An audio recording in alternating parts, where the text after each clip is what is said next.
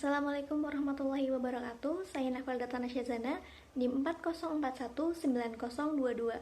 Di sini saya akan mereview buku dengan berjudul Public Speaking Mastery 16: Rahasia Meningkatkan Kekayaan dan Melejitkan Karir dengan Teknik Public Speaking karya Ongki Hojanto. Saya akan mereview dari rahasia 1 sampai rahasia 3. Yang pertama yaitu rahasia 1, yaitu cara memiliki world class skill. Menurut Profesor Rehal Kesali, beliau mengatakan dalam bukunya, yaitu banyak orang tidak menyadari bahwa keberhasilan tidak hanya ditentukan oleh brain memory. Apa sih brain memory itu? Brain memory yaitu pengetahuan. Namun selain brain memory, kita juga dapat berhasil dengan muscle memory. Apa sih muscle memory itu? Muscle memory yaitu latihan. Jadi ketika brain memory dan muscle memory digabungkan, itu akan menciptakan atau menghasilkan gagasan-gagasan dan tindakan kreatif yang tiada akhir atau bisa disebut dengan keunggulan daya saing. Yang perlu diingat yaitu gagasan saja tidak cukup, diperlukan untuk merealisasikan sebuah gagasan. Jadi rahasia di sini, rahasia pertama dari Ongki Hojanto dalam bukunya Menjadi Pembicara yang Menyenangkan adalah menguasai apa yang akan Anda sampaikan. Untuk menguasai itu, kita memerlukan hanya satu, yaitu adalah latihan.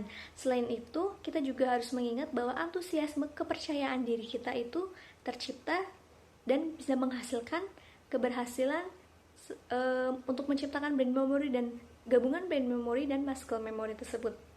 Di sini ada 7 cara menjadi master menurut Ongki Hojanto, yaitu dengan yang pertama tuh belajar dari pengalaman diri sendiri, yang kedua belajar dari pengalaman orang lain, yang ketiga bicara di depan cermin, yang keempat bicara kepada siapapun yang mendengarkan cerita kita, yang kelima yaitu bicara selagi berkendara, dan yang keenam bicara saat mandi, dan ketujuh berbicara setiap ada kesempatan.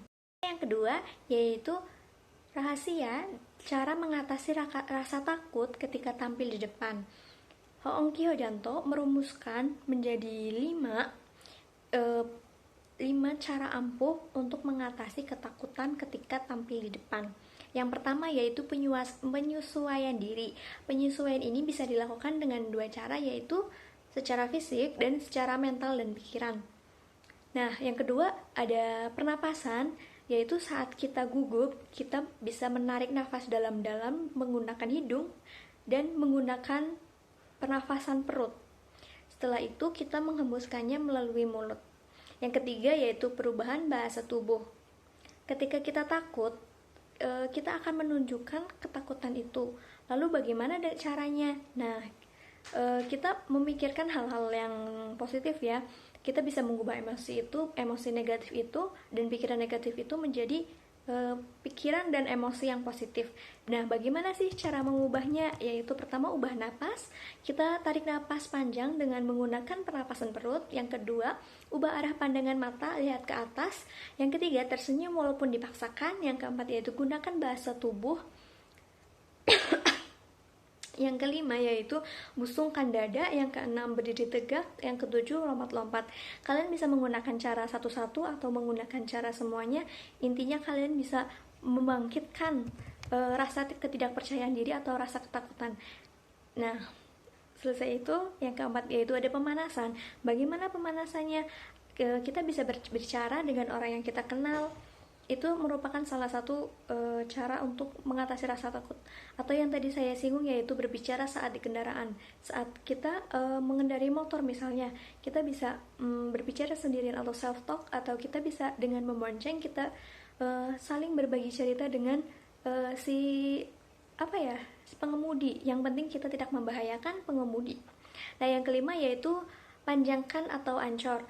Nah, teknik ini dinamakan teknik metik, yaitu dengan seketika memunculkan emosi yang dibutuhkan untuk menyiapkan kondisi pada situasi tertentu. Misalnya pada saat kita gugup, kita menciptakan emosi kita takut, kita gemetar. Nah, dengan itu kita menciptakan emosi tersendiri, dengan kita bisa happy dan bisa menghilangkan rasa takut tersebut. Rahasia yang ketiga yaitu menyenangkan audiens. Bagaimana sih kita menyenangkan audiens setelah kita mengatasi rasa takut? Biasanya public speaker menyenangkan audiens dengan ice breaking ya, atau kita bisa tahu SBG itu ada isinya, ada game, ada humor, atau melibatkan panca indera audiens seperti permainan ataupun pengalihan agar kita tetap fresh mendengarkan pembicara. Dan yang selanjutnya ada cerita. Jadi kita membawakan cerita atau pengalaman kita untuk dibagikan agar pendengar pun merasa tertarik. Nah, kemudian ada gaya belajar audiens atau for learning styles. McCarthy adalah guru yang mempelajari dan mengembangkan pola dalam belajar anak. Dia membagi 4 kategori dalam menyajikan secara berbeda-beda berdasarkan belajar tiap-tiap audiens. Yang pertama yaitu why. Why ini, orang tipe ini menginginkan alasan mengapa mempelajari apa yang mereka pelajari. Jadi, public speaker harus siap ketika ada pertanyaan atau ketika kita memberikan materi, kita harus siap materi tentang itu. Yang kedua ada what. Orang tipe ini menginginkan fakta seputar pelajaran yang mereka pelajari. Jadi mereka tidak membutuhkan sesuatu yang katanya, tetapi di sini audiens membutuhkan sesuatu yang berdasarkan fakta. Yang ketiga yaitu how. Orang ini mengalami sendiri dan merasakan bagaimana hal itu bekerja.